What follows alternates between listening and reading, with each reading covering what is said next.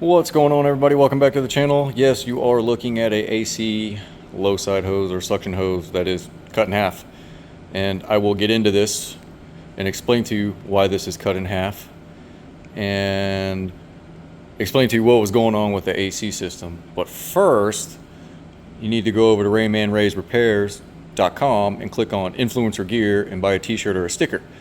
And now I'm going to explain to you what's going on.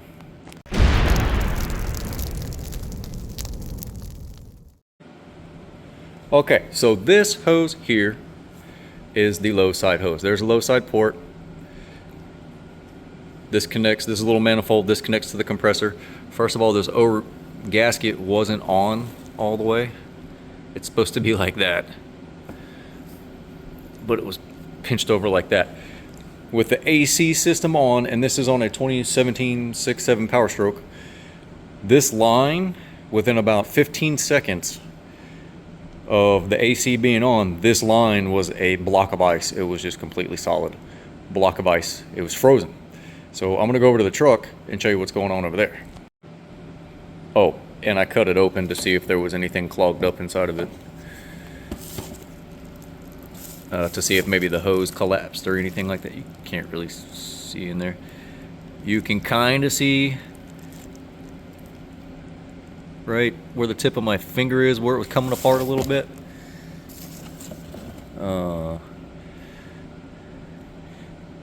You can see the oil and stuff down in there. You can see right there, it just looks like little pieces of hose were coming off of it. So what does it mean when it freezes? Well, let's talk about that.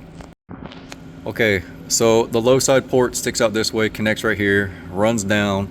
The manifold connects down there at the compressor. So it basically just does a loop like this. Literally block of ice. And the reason this has this in here and this line runs down, this is an emergency vehicle, it's an ambulance, so there's air conditioning in the back of the unit. And I'll show you that back there as well. But what causes the line to freeze?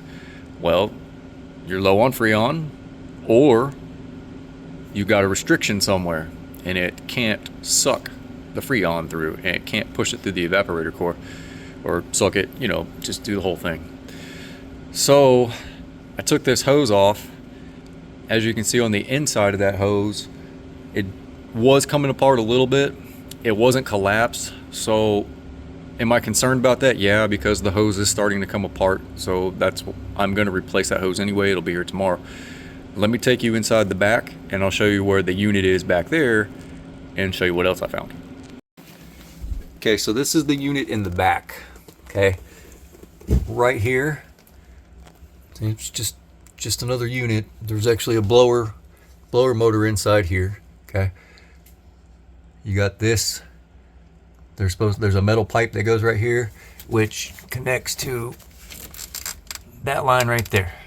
There's a metal pipe that goes in between, goes across right here. Kind of looks like that pipe right there, but longer, and it has an orifice tube in it. And I pulled that orifice tube out of there, and let me show you what that bad boy looks like. Here's the tube. This went that way. This goes that way. The orifice tube sits down inside there. Here's the old O-ring. It goes on the tube that was facing the hose that I pulled down, and it'll sit on the hose, but down inside there. And here's the orifice tube. So those are metal particles on it. Metal particles. Somewhat, not a whole lot. I did flush the rest of the system out. I didn't get any metal out of it, so I'm not quite sure where those came from. It has a brand new AC compressor on it. I am going to take the AC compressor off and double check it as well. Might as well just throw a new compressor on there. I think those are... No, I'm sorry. Those are not medical particles. That's actually part of the screen. All right, so I was wrong. But it's got all that gunk on there. See that? If I get it to focus. See all that gunk? That's actually from the hose coming apart. The shiny pieces you're seeing is not metal. That's actually part of the screen. There's a screen down here too. See all that nasty, just, it's pieces of rubber. See it? That's actually dried up pieces of rubber from the inside of that hose. So the inside of that hose was coming apart. It clogged up that orifice tube, and it couldn't send freon back the other way. And so basically the AC was blowing, it would blow cold for about 10-15 seconds, and then that line was completely frozen and I got hot air. So this little guy right here was the culprit. I'm going to put a new orifice tube in. It goes in this way.